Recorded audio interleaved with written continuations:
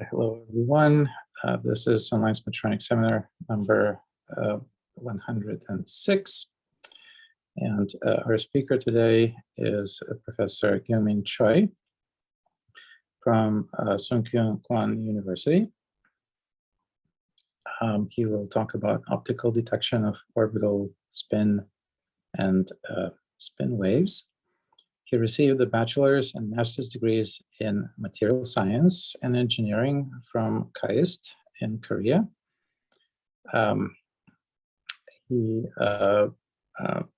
His PhD is from University of Illinois and Urbana-Champaign, which he received in 2015. After 2 years of senior research scientist at KAIST, he then joined the faculty as an assistant professor at Sungkyunkwan University. That was in 2017. He's a recipient of the Young Researcher Award from Asian Union of Magnetic Society in 2020. And his research interests include spintronics, magnetic memory devices, and thermal transport. So with this, I'll give it over to you. Please go ahead with your talk, Gyung-Min.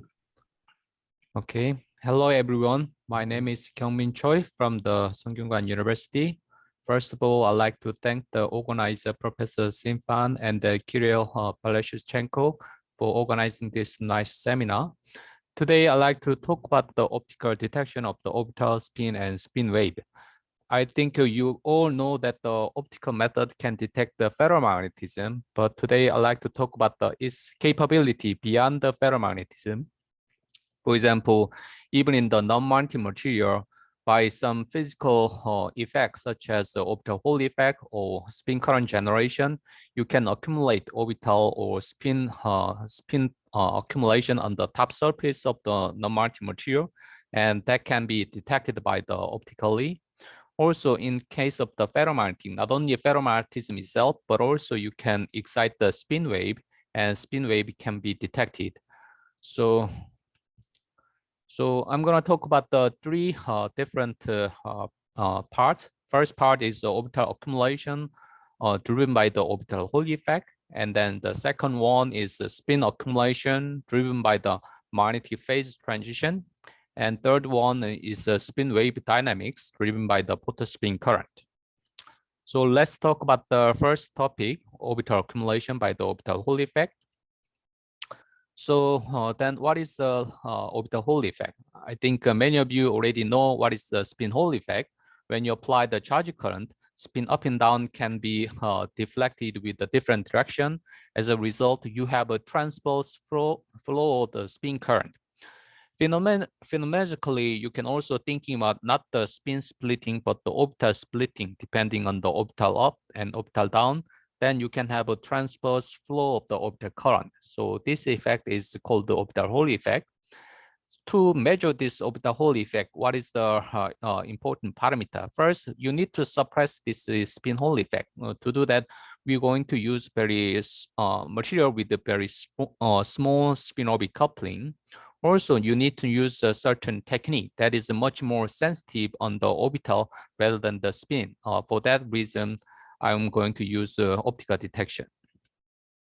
So we choose the titanium. Titanium has a very small spin-orbit coupling, and from the calculation from the Professor Hyunho Lee's group in the postdoc, orbital Hall conductivity of titanium is around 3,800.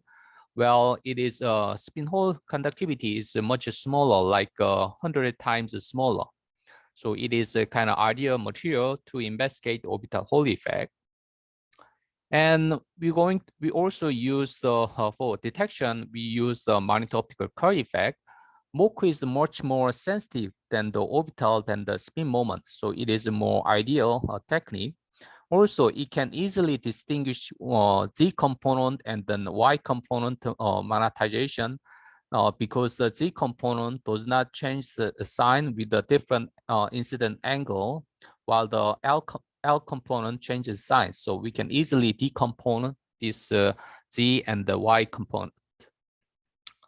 So this is the main result of the orbital accumulation on titanium. We made a very narrow channel structure and flow charge current. And then we measure on the top surface of titanium, measure the Mach response. So in this case, we decompose this Mach signal with the Z component and Y component. As you can see, it has a different profile along the channel position. So when you look at the Z component, that is a red line, it is antisymmetric. At the channel center, it is 0. At the other channel center, it is a plus and negative sign. While when you look at the Y component, it is flat on the regardless of channel position, it is almost flat. And all this signal is linear with the charge current. So it is not something thermal driven effect. And first, take a look at this Z component. Z component, the position profile looks very similar with the Orth field effect. So because you inject charge current, you can generate the Orth field. When you look at the Z component Orth field, it should be this antisymmetric along the channel position. So to confirm that this Z component Mach signal is coming from the Orth field, we made some reference sample. Reference sample is made of the 3 layer. So thick titanium and another thick titanium and separated by the insulating silicon nitride. So when you inject a charge current onto the bottom titanium layer, the orbital Hall effect is confined to the bottom titanium layer. So in the top titanium layer, there is no orbital Hall effect. However, Orth field can penetrate through the silicon nitride layer and inject Orth field induced magnetization on top titanium layer. So in that case, when we measure the top titanium, we only measure the Orth field induced magnetic induction. So let's compare the single titanium layer and the reference sample. Well, the Orth field, only the Orth field induced the corrotation here. As you can see here, Z component indeed very similar with this one and this reference sample. So we can conclude that this polar Mach, which is this Z component signal, is coming from the Orth field. However, when you see that the longitudinal Mach signal is disappear with the reference sample, therefore longitudinal Mach is not coming from the Orth field. We argue that this longitudinal Mach is coming from the orbital accumulation. Before we move on to this orbital accumulation of the Y component, let's talk more about this G component. From the G component, we can find a very useful parameter, which is a magneto-optical constant. From the magneto-optical constant, we can quantify the magnitude of the orbital accumulation. So when you have this Orth field and the material has its own susceptibility, as a result, you can have some amount of magnetic induction. This magnetic induction is measured by the corrotation. Then what is the magnetic susceptibility of this titanium? So this magnetic susceptibility is calculation is pretty straightforward. And it is mainly coming from the Van-Black paramagnetism. From the theoretical calculation, we calculate this susceptibility up to this amount. It is somewhat consistent with the previous result. And by comparing this magnetic induction and measure the corrotation in here, magnitude in here, we can determine what is the magnetic optic constant of this titanium. And we got this value. And this value is well explained by the theoretical calculation as well. So we're going to use this magneto-optic constant to quantify this amount of the magnetization by the orbital Hall effect. So now let's focus on this longitudinal Mach signal, this flat signal. So longitudinal Mach, we measured both the real part and imaginary part of the corrotation. So, and we measured with the different titanium thickness from 10 nanometer to 113 nanometer.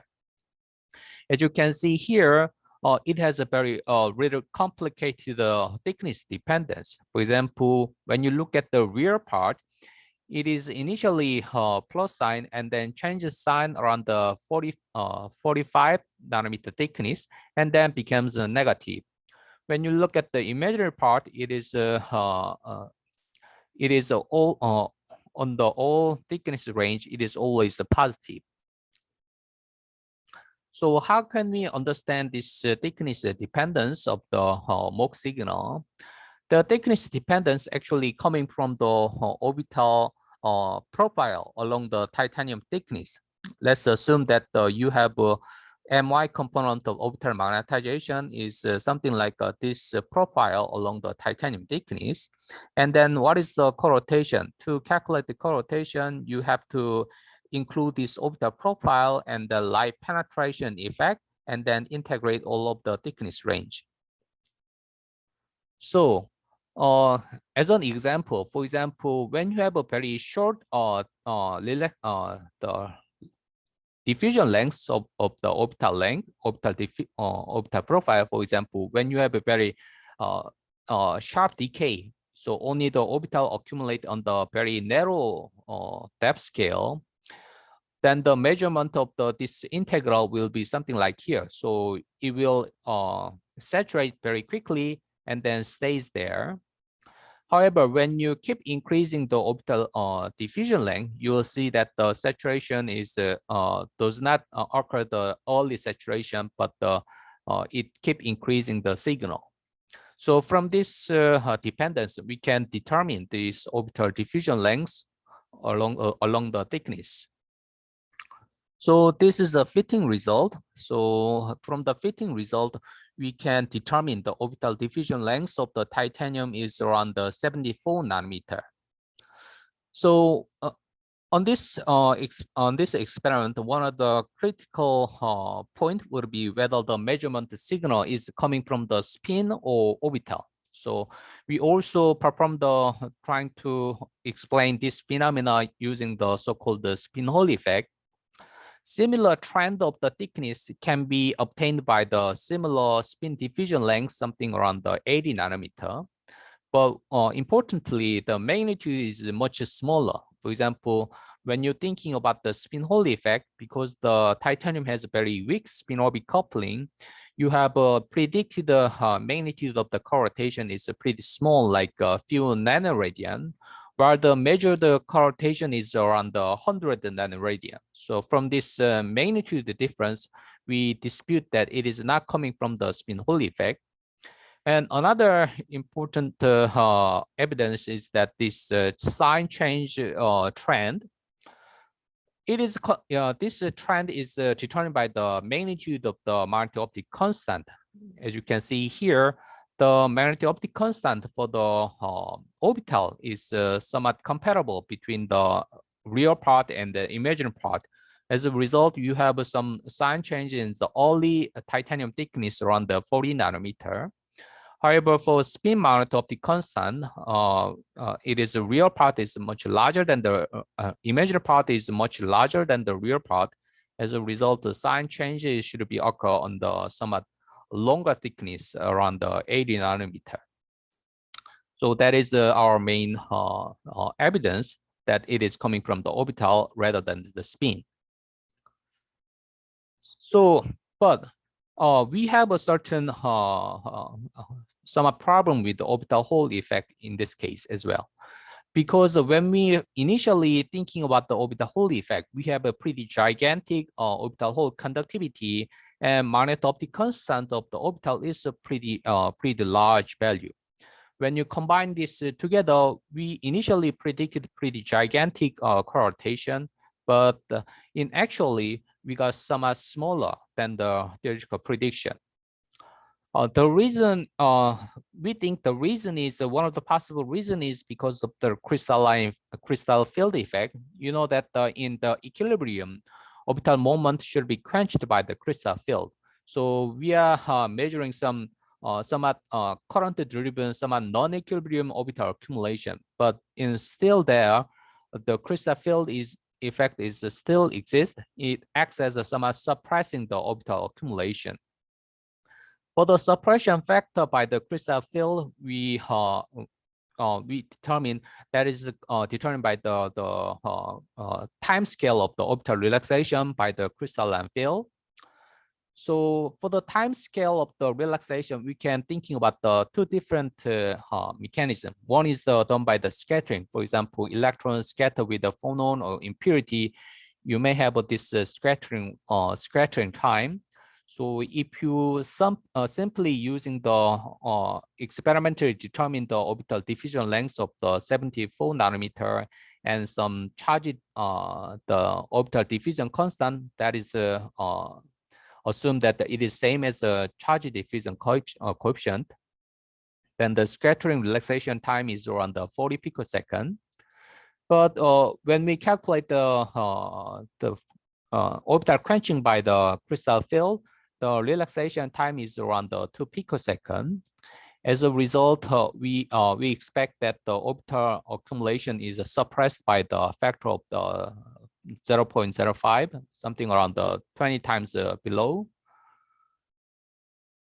But still, the measurement is actually 100 times below than this original prediction. So, considering this factor, we can partially explain this suppression by the orbital accumulation, but still, the factor 5 is somewhat different compared to the theory and then measurement experimental result. And then let's move on to the second part, which is spin accumulation driven by the magnetic phase transition. So in this case, I'm going to use the so-called magnetic phase transition in a very short time scale. Before we move on to the magnetic phase transition, let's look at the so-called ultrafast demagnetization. It is a sudden decrease of the magnetization by incident on the short pulsed laser onto the ferromagnetic material. So it was surprising because the time scale is so fast, like less than 1 picosecond. But it means that the angular momentum in the magnetization band is disappear somewhere. And then when you're thinking about the Einstein-de-Haas effect, the angular momentum ultimate, the destination of the angular momentum should be the lattice. But people know that the interaction between the spin and lattice was very weak. So this result is quite surprising. So it should be, many people think that it should be due to the conduction electron because this interaction between the magnetization and lattice known to be very weak. But this electron can couple with this magnetization band and lattice band both very strongly. So many people thought that conduction electron should play an important role for this angular momentum dissipation. And actually, there is a growing evidence that the electron can carry the spin current during the ultrafast demagnetization. For example, people, including me, measured the direct spin accumulation driven by the ultrafast demagnetization. Also, when the spin current is converted as electric charge current by the inverse spin Hall effect, people also measure the very short pulse terahertz generation. Also, combining two ferromagnetic together, you can also inject the spin torque on the other layer. But the interpretation was quite debating between several different groups.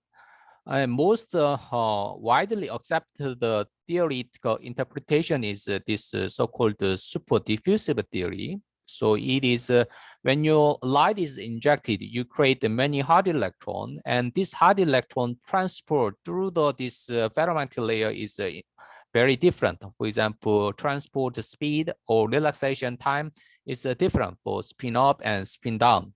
So therefore, we can think this phenomena, this theory as somewhat spin filter effect. So this is initially proposed by the Oppenheimer's group in the Uppsala University, and it is the most widely accepted theory. But in my case, I propose somewhat different theory, that is the angular momentum transfer. In short, it is called the DMDT theory. So it means that the angular momentum should be exchanged between the electron band and magnon band and the lattice band. As a result, the angular momentum losing in the magnon bed should be converted as an electron bed, and then this electron can carry the spin current. So from those growing years, I've been collected many growing evidence that the angular momentum transfer is can explain the experimental result pretty well. For example, in ferromagnetic material like iron and cobalt, you can clearly see this charge accumulation is well explained by the this DMDT theory. Or even the ferromagnet, when you have both the iron sublattice and gadolinium sublattice, you can see that the both iron sublattice can contribute to the spin current generation.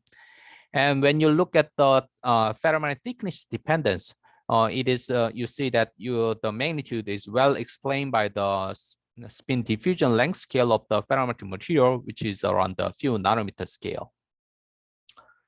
So to have more strong evidence against the spin filter effect, I designed some very good experiment, which is using the phase transition. So iron rhodium is a very special material. It has a multi-phase transition. Initially, it is antiferromagnetic phase, so in a net moment is a 0. But with the somewhat enhanced the temperature, it can transform to the ferromagnetic phase. So it is the opposite phenomena to the ultrafast demonetization. Actually, the monetization bed should be increased by the phase transition. So in direct comparison, for previous result with the ultrafast demonetization, the monetization bed should dissipate the angular momentum to the surrounding. But this phase transition of iron rhodium, it should be absorbed. Angular momentum should be absorbed from the surrounding. So it is the opposite phenomena. So I prepared this iron rhodium and copper sample with the help of Professor Taniyama in the Nagoya University. You see that it is a very clean interface between the iron rhodium and copper. And it has a very clear phase transition in the steady state measurement. At the antiferromagnetic phase, it is almost monetization is almost close to 0. With the ferromagnetic phase, monetization is you have a very strong monetization density in this material. So firstly, I measured the iron rhodium dynamics. So I induced the phase transition by injecting the pumpers, and then I measured the monetization dynamics using the propers.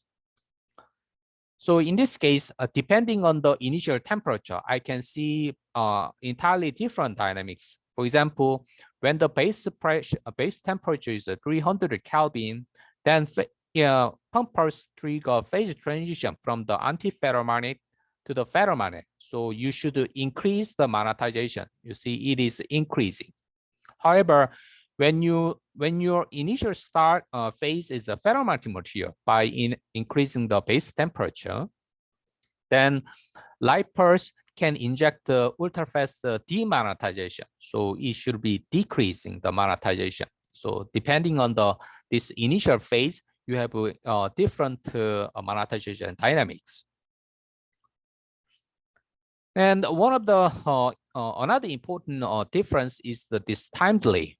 As you can see here, ultrafast demonetization and then ultrafast monetization has a time delay around 2.5 picosecond.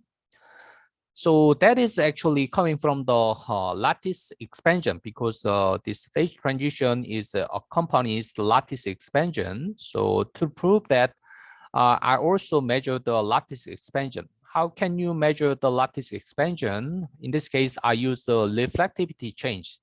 So from this iron rhodium side, I can also measure the reflectivity. Reflectivity often has information about the temperature rising and then strain echo. For example, this is some typical metallic system.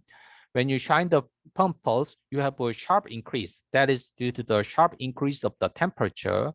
And also you see there's a certain this periodic echo. This periodic echo is due to the acoustic strain, is back and forth of this ferromagnetic metallic material. But in addition to that, you can also have a lattice expansion by the phase transition. So here's my main result of the lattice expansion. You can see that lattice expansion also has a time delay of the 2.5 picosecond. Also, it has a certain fluence threshold that is also characteristic of this phase transition. This 2.5 picosecond of the screen echo peak is well explained by the speed of sound of the iron rhodium. So speed of sound, considering the speed of sound, this 2.5 picosecond is actually the traveling time of this lattice expansion through the iron rhodium thickness. And one of the critical result of this result is the direct measurement of this spin accumulation on the copper top surface. So I inject pump laser on the iron rhodium, so I trigger phase transition. Then I measure the spin accumulation on the top copper surface. So this is my main result. Also, depending on this base temperature of the iron rhodium, I can see two different signs of the spin accumulation. For example, at the base temperature of 300 Kelvin, it is a magnetic phase transition from the antiferromagnet to the ferromagnet. As a result, I got this negative spin accumulation on the copper side. However, when the initial phase is the ferromagnetic phase of the iron rhodium, then it is ultrafast demagnetization. Then I got the positive spin accumulation on the copper surface. So from this result, firstly, I can argue that it is not coming from any spin filter effect. Firstly, sign is of spin current. Sign of the spin polarization according to the spin filter effect is determined by the direction of the ferromagnetic phase. But during the ultrafast magnetization and then ultrafast demagnetization, the direction of the ferromagnetic phase is fixed. It is the same. As a result, the spin filter effect sign of the spin polarization should be the same. However, we got the opposite sign.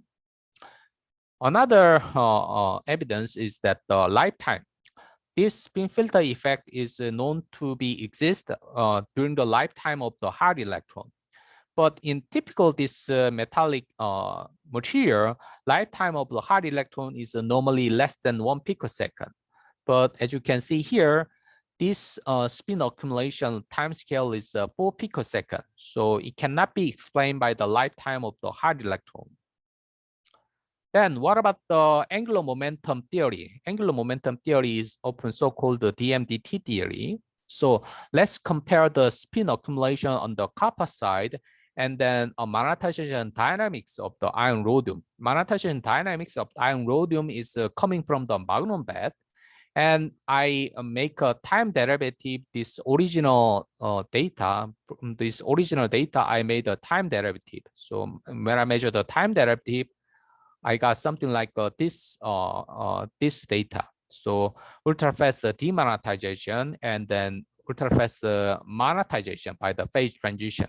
You see this one and this one has a very strong correlation, especially in terms of the sign, also time delay. Time delay is not exactly the same, but that is due to the because the spin generated in the iron rhodium should diffuse through the copper. By this diffusion process, you have a somewhat delay in the time scale. So in summary, when I trigger the phase transition, so then magnetization band should absorb the angular momentum. Let's denote this one as this positive green arrow. In my understanding, that is mediated by the very rapid response, rapid exchange of the angular momentum from the electron bed and the magnon bed. As a result, this electron bed should have this negative spin polarization. This negative spin polarization can have two different paths. One is this diffusive transport to the other layer, for example, copper, so that I can measure the spin accumulation on the copper surface. but also it can quickly dissipate to the phonon bed very quickly. As a result, not all of the spin can be transported to the kappa, but only a partial amount of spin can be transported to the kappa. So that is our main conclusion of this work. And let's talk about the third topic, which is the spin wave dynamics on the ferromagnetic material driven by the photospin current.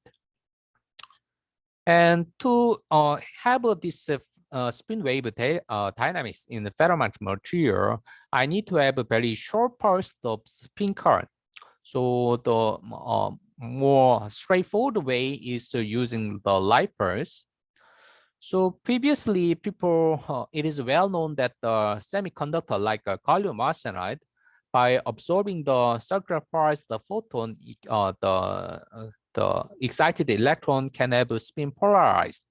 So degree of the spin polarization can be very large, like 0.5. It means that one photon absorption, you can have 0.5 spin polarization. That is pretty good amount of the quantum efficiency. But this one is a ferromagnetic material. Normally, spin generated in the ferromagnetic. This is for semiconductor. Normally, spin in the semiconductor cannot easily transport to the ferromagnetic material. So it has a certain limitation. So we use the heavy metal like platinum to have this kind of similar effect with the light-induced spin polarization. So this is a calculation done by the Professor Jung-Min in Korea University. And you see that in many K points, you can have this plus and minus spin polarization. It is somewhat complicated compared to the simple band structure like a gallium arsenide. However, when you integrate all of the K points together, what we found is it is not non-zero value. So degree of spin polarization of the platinum can be quite significant, around the 0.1. So to measure the effect of this photo-induced spin current, we built this platinum and cobalt bilayer. So when the circular pulse light pulse inject the spin current in the platinum, and platinum spin current is absorbed by the cobalt magnetization and induce the torque. As you can see, torque on the cobalt layer depends on the pump helicity. Whether you use the right polarization and the left polarization, you have entirely opposite the sign of the magnetization dynamics. And we can also decompose the direction of the torque, initial torque. So we measured both the Z component of magnetization dynamics, also measured the Y component of magnetization dynamics. As you can see, Z component is cosine-like, while the Y component is sine-like. So therefore, the initial tilting direction should be along the Z direction. We also measured the quantum efficiency from the experiment, while quantifying the amount of this precession amplitude of this cobalt magnetization, and then divide by the absorbed photon number, we calculate the quantum efficiency something around a slight less than 0.1, but something around the 0.6, depending on the platinum thickness. We also investigated many different heavy metal like platinum and then tantal, tungsten, and palladium. We found that the platinum and palladium has a relatively larger quantum efficiency, while the tantalum and tungsten is somewhat smaller. And the main topic is actually not this coherent precession, but actually the spin wave. When you look very closely at this magnetization dynamics, what we found is not only this very long precession, the period is around 100 picosecond, but also we found a very high frequency component is combined on top of this coherent precession. So we can extract this very high frequency component and we got something like this signal. And then the frequency actually well explained by the spin wave stiffness. So for example, when we with the different cobalt thickness, when we extract this spin wave signal, the frequency is something like here. So with the increasing cobalt thickness, frequency is decreasing. And this frequency is well explained by the spin wave theory. The frequency of the spin wave can be explained by this one. Especially, you see that it has important contribution coming from the spin wave stiffness. D constant D is actually the spin wave stiffness. And from this fitting between the measurement and this equation, what we found is spin wave stiffness is around 5 millielectron volt nanometer square for cobalt. That is well matched with the previous report with the spin wave stiffness of the cobalt. And another important finding is that because this spin wave signal is decaying with the time scale, we can actually measure the relaxation process of the spin wave. From this relaxation process, we can also determine what is the damping constant of this spin wave. For example, depending on the materials configuration, for example, when we use some cobalt to platinum case, in that case, we found that interfacial contribution to the damping is quite significant. For example, when you have some decreasing with the cobalt thickness, you have a very growing evidence of the damping. That thickness dependence on the damping is we can interpret them as spin pumping effect at the platinum layer. So because of the spin pumping, you have a effective damping will be increased. Especially compared to the coherent precession, it is well known that coherent precession also this spin pumping effect. But when you look at the spin wave damping, spin pumping effect is even higher than that of this coherent precession. We can also investigate not the interfacial effect, but also bulk effect. For example, we can make a cobalt boron alloy. When we keep increasing the boron concentration, we see that the damping of the spin wave is keep increasing. So this one is, we think that is due to the bulk scattering. So what is the reason of this enhancement of the damping? The reason we speculate it is due to the, it is also related with the angular momentum exchange between the spin wave and an electron and to the photon. For example, according to this kind of theory, this damping enhancement should be a certain relationship with the conductivity, because this electron photon scattering also affect this conductivity. So although we do not investigate the many data points, but we see some rough the agreement between the damping enhancement and conductivity enhancement. So such a damping analysis is very good, very good ability, because as far as know, there's a many technique you can investigate this spin wave stiffness. For example, brilliant light scattering or neutron scattering.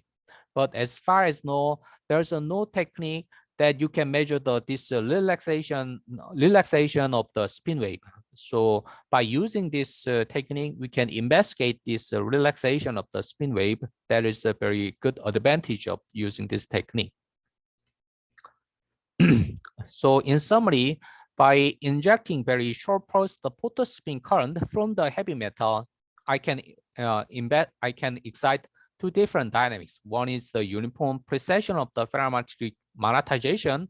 Another one is the very high frequency spin wave dynamics. From this uniform precession, I can investigate what is the quantum efficiency of the photospin generation. What is the spin transport efficiency at the interface? And from this spin wave dynamics, what I can investigate is the spin wave stiffness constant. Also, from the relaxation, I can investigate spin wave damping property. So finally, I like to acknowledge the collaborator. Most of the optical measurement is an analysis done by my students, Gyung-Min, Young-Wan Choi, Kyung-Go in my group. And for the orbital Hall effect and then photon spin current generation, I normally do the collaboration with the Professor Hyun Lee's group at the postdoc and Gyung-Min Lee's group in the KAIST. And for the sample fabrication and characterization, I often got collaboration with the KIST in National National Institute, like Hyun-Chul Gu, Byung-Chul Min, and Okja Lee. And for the iron rhodium sample, I got a sample from the Professor Tanyama at the Nagoya University. And then funding is done by the National Research Fund of the Korea and Samsung Research Fund and Incubation Center. And thank you for your attention.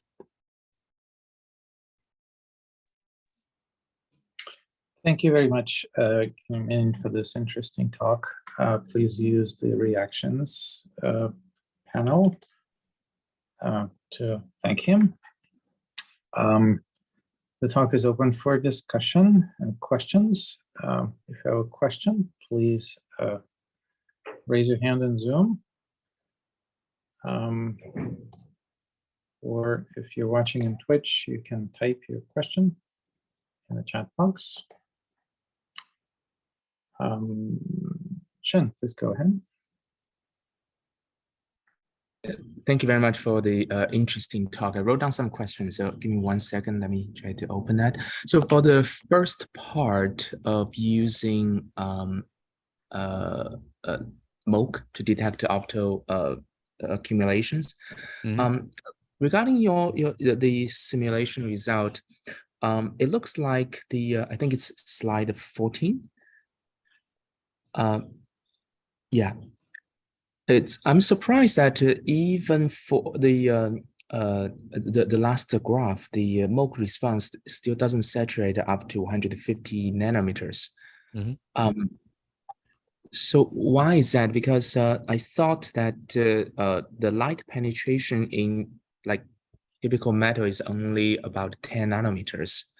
So even when you go very thick film, why would you only probe this not very deep through the surface? Why would the signal keeps changing when you increase the thickness? Oh, well, no, that is from this calculation. This calculation actually done by myself because the calculation is pretty straightforward. You see from this very small even with the 10 nanometer orbital diffusion length, you see the saturation is somewhat not 10 nanometer, but saturation occurs something around the 30 or 40 nanometer. Similarly, when you have a 100 nanometer orbital diffusion length, I think saturation is somewhat delayed. So that is quite not very some strange effect. I think it is somewhat natural from this integration. So I think it is when you have a orbital diffusion length, saturation is occurs somewhat delayed. So similar with this one, saturation is somewhat delayed. Okay, and in the measurement, you have you fit to the there's a parameter Q related to the MOC response. How was that Q determined? Is it determined experimentally, or was it determined from the simulations calculation? This measurement actually, this measurement is we don't both the theoretical calculation and the measurement. For the theoretical calculation, the Hyun Lee's group done some formalism. I think that is not familiar, but Kuba formalism or something like that. But the measurement, experimental measurement, what we done is we using this MOC signal. In this case, this is co-rotation. And then magnetization induction for this Orris field is also very easy to calculate because we know this is field, and also magnetic susceptibility of this material is very easy to calculate. So in this parameter, we done both the theory and then measurement at the same time. I see, and they match well. Yeah. Okay, great. And for the second part, I think you were discussing the difference between the superdivision of the spin up and spin down electrons versus the dm over dt theory. I don't understand I don't know the details, but with the dm over dt, can you also explain the different terahertz generations that people observe? Yeah, I think all those mechanisms, terahertz or spin accumulation, the DMDT should be active. So maybe both the spin filter effect between hard electron and DMDT may coexist, but I believe that the DMDT effect should be a significant contribution on this terahertz generation as well. So dm over dt is essentially a pumping, just like a spin pumping in spin pumping. Okay. And lastly, for the third part about the photo-induced torque, is it, so it's just the bilayer, just heavy metal ferromagnetic metal bilayer? Yeah. And you excite with a circularly polarized light. And it's looks like the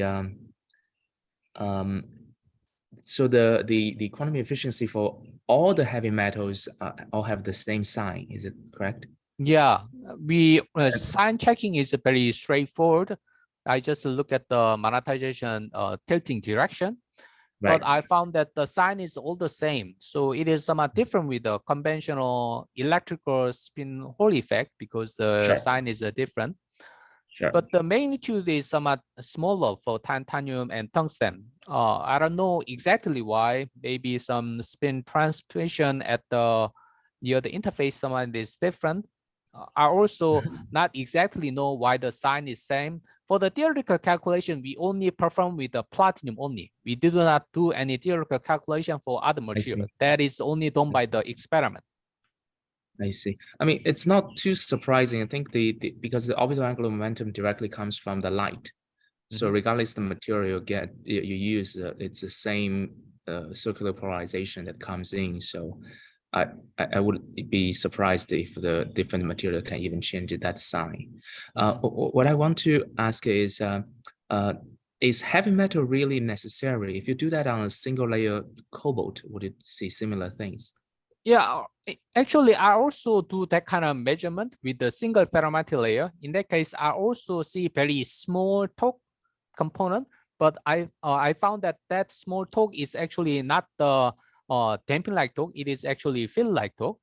This measurement is a damping-like torque because the initial tilting angle is along the G direction, but that one is a field-like torque. So that one I interpret them as inverse Faraday effect. Inverse Faraday effect is a kind of inverse reaction of the Faraday effect. It is a direct coupling between the light and then the spin. So I think in the single ferromagnetic layer, I also see very small component of the magnetization dynamics, but the important difference is that the torque direction. In this case, it is along the Z, but in that case, it is along the Y. So torque direction was different.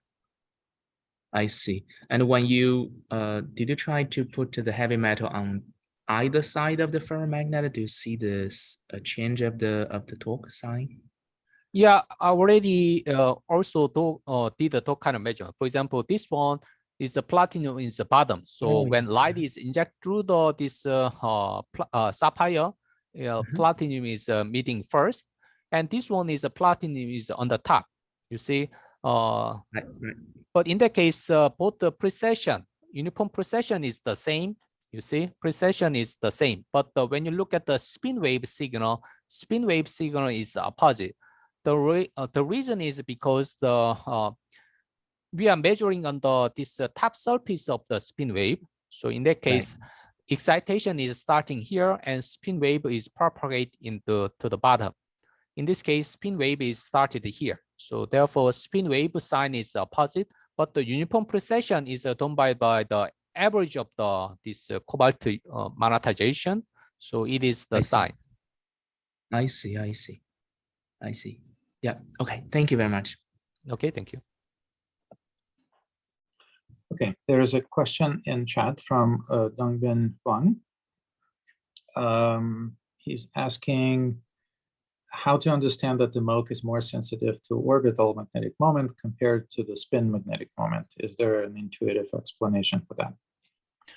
Yeah, my intuition is that the light can directly see the orbital magnetization, because when you're thinking about the selection rule, light fills the orbital of the electronics orbital.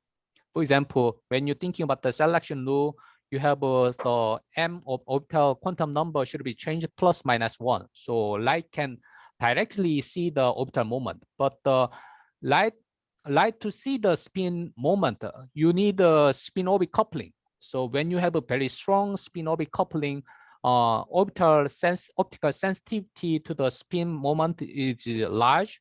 However, when you're using very weak spin orbit coupling material, the light optical sensitivity to the spin is pretty weak. So it is somewhat like similar with the spin Hall effect material. To have a larger spin Hall effect, you need to have a strong spin orbit coupling.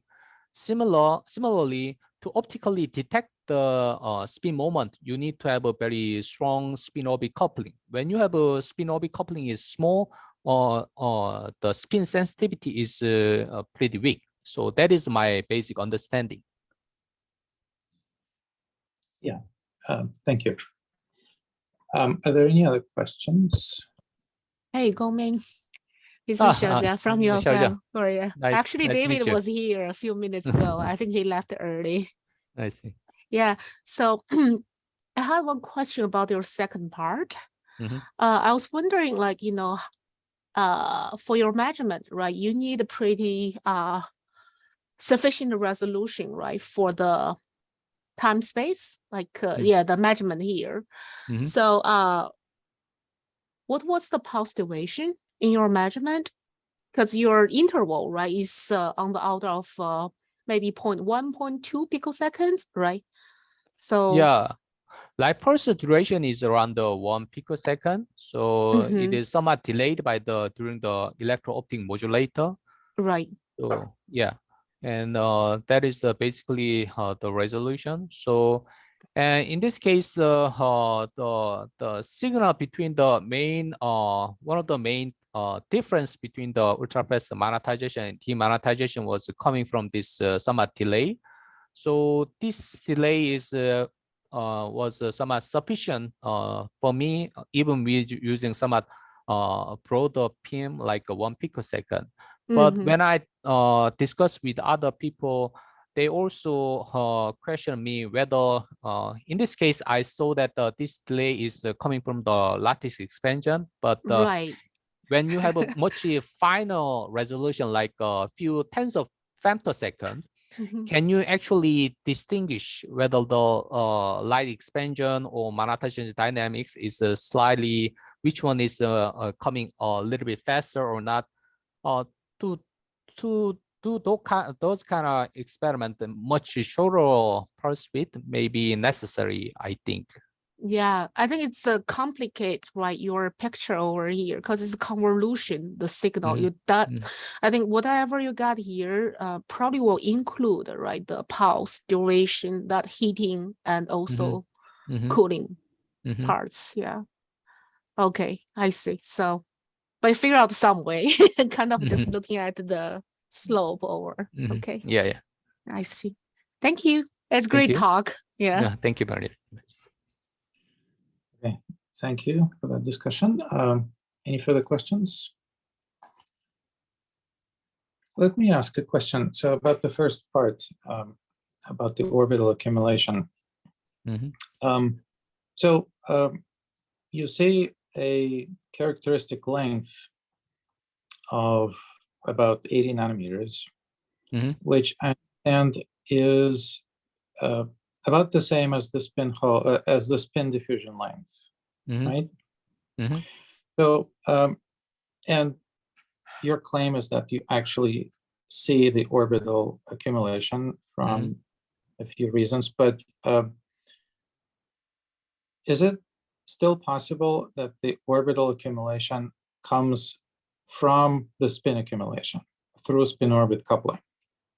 Through spin-orbit coupling. So because this material is not Because So it is hard to imagine what can lead to orbital diffusion length of 80 nanometers, because orbital current is not conserved. It's strongly suppressed by crystal field. So you would expect from general considerations that the diffusion length for the orbital should be very, very short, like on the order of the mean free path at most. But you can also imagine that if there is some spin accumulation, and yes, it's true, the spin Hall effect is small, but it's not zero. So you could have a spin accumulation for which the length scale of 80 nanometers is totally natural in a light material like titanium. And the presence of that spin accumulation could induce the orbital accumulation in the bulk. So is it in principle consistent with your observation, or any reason to rule it out? What do you think? So you mean that the diffusion is long diffusion is normally driven by the spin behavior, and then finally spin also coupled with the orbital and induces some orbital accumulation. So that is kind of yeah, I think that scenario also plausible. So in that case, I think that scenario also can be, we can do kind of a theoretical person can try to investigate that kind of possibility, whether the long diffusion is coming from the spin and then finally orbital may be converted. In this cases also, we look at the some length scale and then short lifetime. For example, I think this length scale is mostly coming from the orbital relaxation by the scattering, by the when orbital is moving through the diffusion, it will be relaxed by the scattering. So from this long diffusion length of the 74 nanometer, if I convert it as a time scale, I found that something like a long time scale around the 40 picosecond. But this is too long when we considering the crystalline field. For example, this is not the measurement, but that is coming from the theoretical calculation. When you're thinking about the crystal field calculation, the lifetime should be much shorter, like for example, 2 picosecond. So in that case, what we thought is that this long length scale actually mostly driven by this scattering relaxation length. But when you look at the actual magnitude is much smaller than the just brute force calculation of this original orbital hole conductivity. So that the magnitude quenching is mostly done by the crystalline field. So even in our present interpretation, we are somewhat need to interpretation of this scattering relaxation and the crystal field relaxation together. Well, yeah, that's true. Although, like every scattering should essentially fully relax the orbital moment. So the length scale should be the mean free path. 74 nanometers, I think, is maybe 10 times larger than the mean free path, is not, if not more than that. So it seems just too long for this process. Yeah, I think that is also many other person also raised the question why the orbital relaxation length is so long, because intuitively it feels like it should be very small compared to the spin diffusion length. Yeah, I agree. That is somewhat. So anyway, in our case, from the measurement itself, looks like it is pretty sure that it has a very long relaxation length.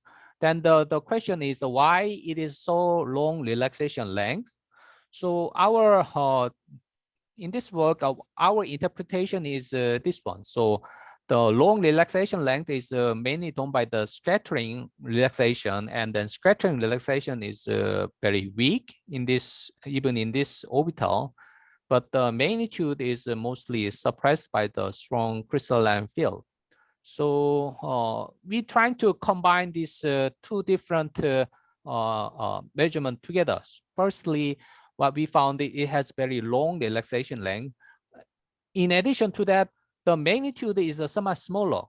Initially, what we estimate is a pretty gigantic signal because the MOC is much sensitive to the orbital, and then orbital hole conductivity of the titanium is pretty large. But in actual measurement, is not that very gigantic. But actually, this magnitude is somewhat comparable to the MOC measurement on the platinum. Platinum is MOC is reported from the Professor Gambadella's group, and the interpretation is purely by the spin Hall effect.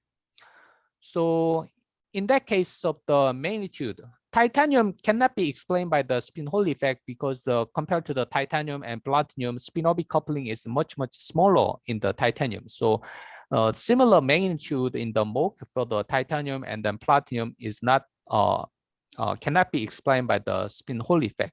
So we need to include the orbital Hall effect. But as you mentioned, we have a certain contradictory the result because the orbital relaxation is pretty long, but the actual magnitude is quite suppressed.